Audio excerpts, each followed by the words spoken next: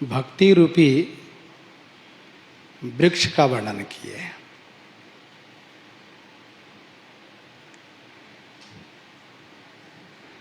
देखो बढ़वारी जाही अजाहु की शंका होती, ताही पेड़ बंधे झूमे हाथी जीते जंग है। जो जंग जीतने वाला हाथी, उसी वृक्ष में इसको बांध दिया गया, उस हाथी को। अब ये झूम रहे हैं और उस वृक्ष का कुछ भी नुकसान नहीं हो रहा है।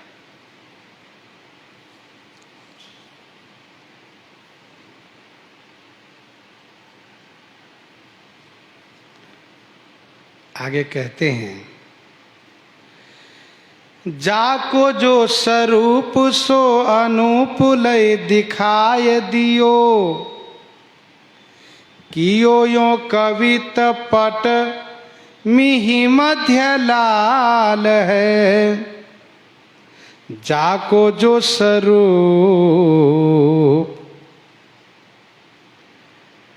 भक्ति के जो स्वरूप है, अर्थात जिस भक्त का जो स्वरूप है, कोई शांत रस से, कोई दास्य रस से, कोई सख्य रस से, कोई वात्सल्य रस से, कोई श्रृंगार रस से उपासना कर रहा है, तो जाको जो स्वरूप सो अनूप लय दिखाई दियो। सो माने वह अनूप, उस अनूप स्वरूप को श्री नाभा गोस्वामी जी ने भक्तमाल जी में दर्शन कराया, दिखा दिया।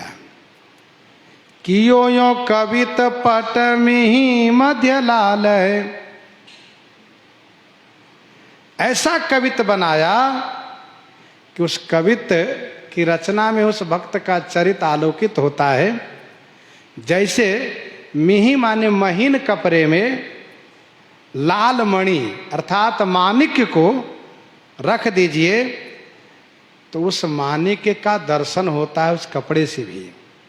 महीन कपड़े में, पतले कपड़े में माणिक्य रख दीजिए, उस माणिक्य का दर्शन होता है। उस माणिक्य में ऐसी चमक है कि दर्शन होता है माणिक्य का।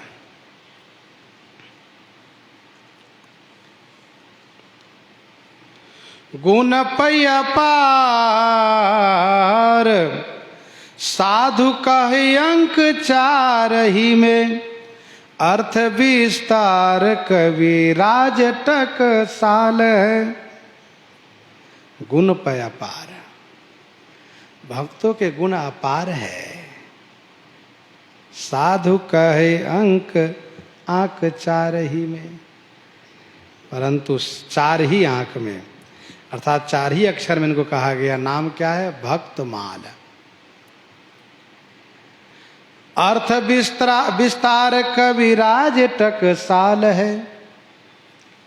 भक्तमाल जी के अर्थ का विस्तार ऐसा है कि अर्थ अमित अति आखर थोरे। अर्थ अमित अति आखर थोरे, थोरे अक्षर में असीम अर्थ है। ये कविराज टकसाल है। टकसाल माने सच्चे कवि का यही पहचान है। अर्थात टकसाली कवि, सच्चे कवि की यही विशेषता है। वैसी तरह से काव्य की रचना करते हैं।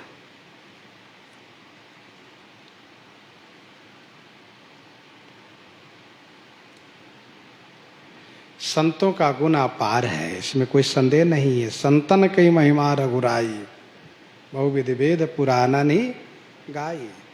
गुनागार संसार दुख रहित विगत संदेह, गुनागार संसार दुख रहित विगत संदेह। तजिमम चरण सरोज प्रिय तिन कह देह न गे। धरती मनि मोर सुचातक मीन, आकाश सुधारत ना कर है। जल सूप समीर सुहंस शिलासर, ऊसर भौर प्रभाकर है। सरसीरु कल्प सुवृक्ष सुमाखन, चंग पतंग छपा कर है। इनके सबके गुण संतन में, यही हेतु सुसंत गुना कर है, यही हेतु सुसंत गुना कर है। परंतु थोड़े ही शब्दों में, 4 ही अक्षर में इस भक्तमाल में सब विस्तार किया गया है। ये कविराज की विशेषता है, टकसाली कवि के। एक अक्षर के अनेक अर्थ होते हैं। कवि किस भाव से छंद में उस अक्षर को रख रहे हैं, उसको ठीक से समझने पर आनंद आता है। एक बार श्री ब्रह्मा जी ने अपने यहाँ तीनों को बुलवाए, देवता को, दैत्य को और मनुष्य को। देव दानव मानव तीनों को बुलाए, तीनों को शिक्षा की, तीनों को शिक्षा दिए। एक दिन तीनों ने कहा, आप हमें इस प्रकार से उपदेश कीजिए कि आपको लगे कि हमने आपकी शिक्षा को ग्रहण किया है। तो ब्रह्मा जी ने पहले देवताओं को उपदेश किया, द लिख करके। द का अर्थ क्या समझे देवताओं, आप बताओ।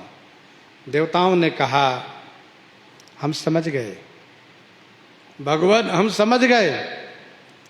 द का अर्थ है दमन करना, क्योंकि हम देवता लोग प्रमादी होते हैं, विषयी होते हैं। तो हम लोगों को इंद्रियों पर नियंत्रण करना चाहिए, इसलिए द माने दमन करना हमने सीखा। ब्रह्मा जी ने कहा, बहुत अच्छा सीखा तुमने, ठीक। मनुष्यों को बुलाया, उनको भी कहा कि द से तुमने क्या सीखा, क्या समझा। मनुष्यों को, देवता के बाद मनुष्यों को बुलाया। तो मनुष्यों से पूछा ब्रह्मा जी ने, द माने क्या सीखा। तो मनुष्य ने कहा, ब्रह्मा जी महाराज हम समझ गए। क्या? हम मनुष्य प्रकृति से बड़े कंजूस होते हैं, केवल संग्रह करना जानते हैं, इसलिए द माने दान करेंगे तो कल्याण होगा।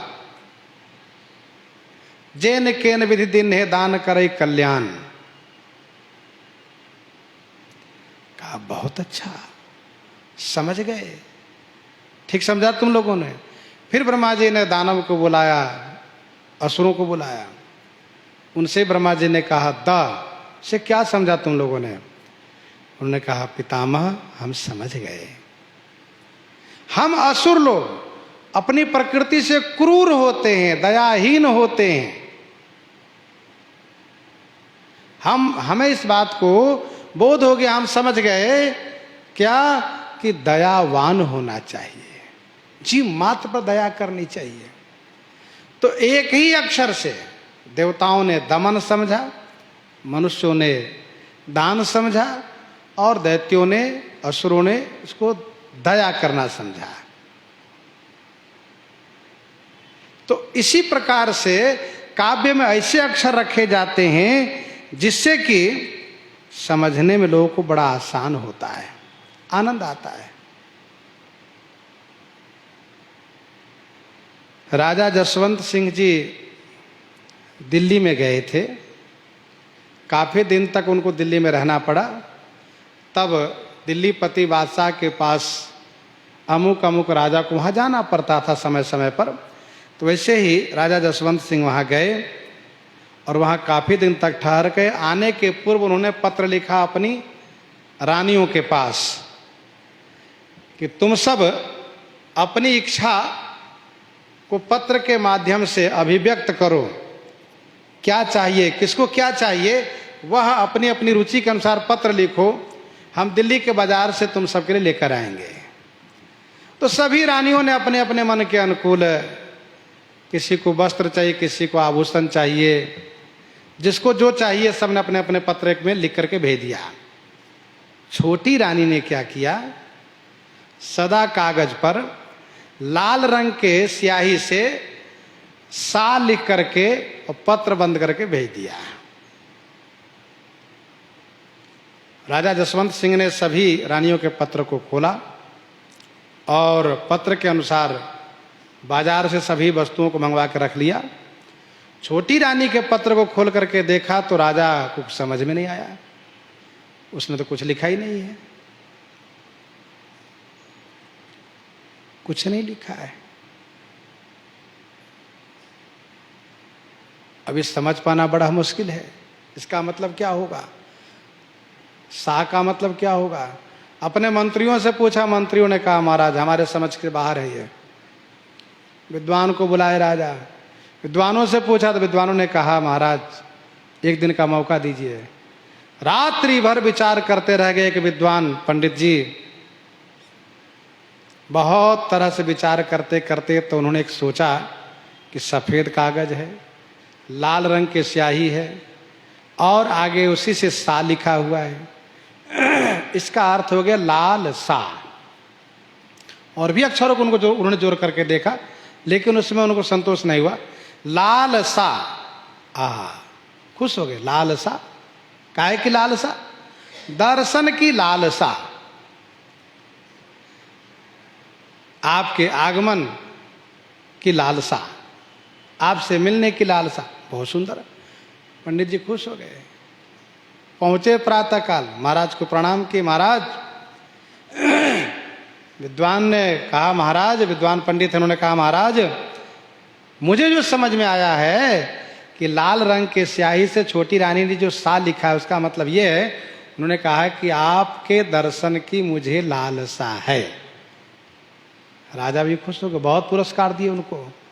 और राजा जब अपने गांव, अपने नगर में आए हैं, राजधानी में, तो सबसे पहले छोटी रानी के पास गए। सभी रानियों के पास उन वस्तुओं को भिजवा दिए जो उन्होंने मांग किया था, लेकिन आप स्वयं पहले छोटी रानी के पास ही गए। ये चमत्कार होता है शब्द का।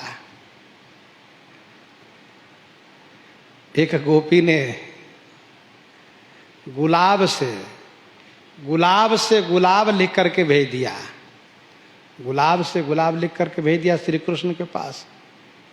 इसका मतलब क्या है, इसका मतलब ये था कि ऊपर से आप गुलाब हैं पर नीचे से गुलाब ही है, जान लीजिए। नीचे वाला गुलाब है जैसे अधिक, अर्थात कांटेदार है, आप छोड़ के चले गए।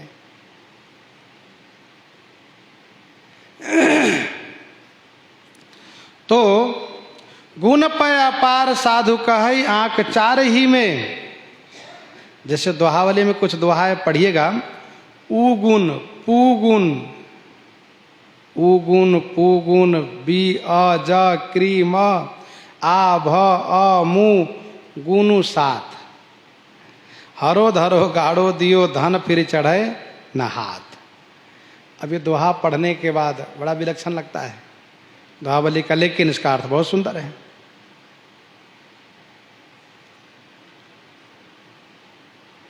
सरजू बर तीर ही तीर फिरे रघुवीर सखा रुवीर सबई, धनुही कर तीर निसंग कसे कटिपीत तुकुल नवीन फबई, तुलसी तही अवसर लाविनता 10 4 9 3 21 सबई, 10 4 9 3 21 सबई। इन शब्दों का चमत्कार है। मति भारती पंगु भई जो निहारी, विचारी फिरी उपमान पवई।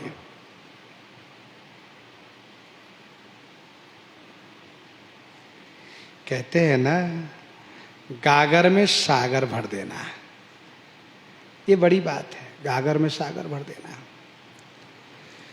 सुनी संत सभा झूमी रही अली श्रेणी मानो, घूमी रहे कहैया कहा धौर साल है, सुनी संत सभा। यह सुन करके संतों की सभा, भक्तमाल की महिमा सुन करके, भक्तमाल की कथा सुन करके संतों की सभा झूमी रही। झूमी रही माने आनंद मगन हो गई संत सभा। अली श्रेणी मानो, ये संतों की सभा मानो अली श्रेणी माने भौरे के समूह हैं। भंवरे की मंडली है, घूमी रही जो मंडरा रही है, भंवरे की मंडली मंडरा रही है। कहैया कहा दो रसाल है। और ये संत सभा में जो संत हैं वे संत कहते हैं क्या, आश्चर्य की बात है। धाव माने आश्चर्यपूर्वक कहते हैं, अरे कहा ये रसाल, ऐसी रसमयी कथा, अर्थात भक्तमाल की कथा को लेकर के सुन करके सब आश्चर्यचकित हो जाते हैं। ऐसी ये रसीली कथा है, रसमयी कथा है, कैसी विचित्र कविता है। सुने हैं अगर अब जाने मैं अगर सही, चोबा भये नाभासो सुगंध भक्त माल है। सुने हैं अगर अब जाने मैं अगर सही। सुने हैं अगर, हमने सुना था स्वामी अग्रदास जी के बारे में, अब जाने में सही अगर, अब पता चला कि सचमुच स्वामी अग्रदास जी अगर ही हैं, अगर नाम के धूप हैं, अगर नाम के धूप के वृक्ष है।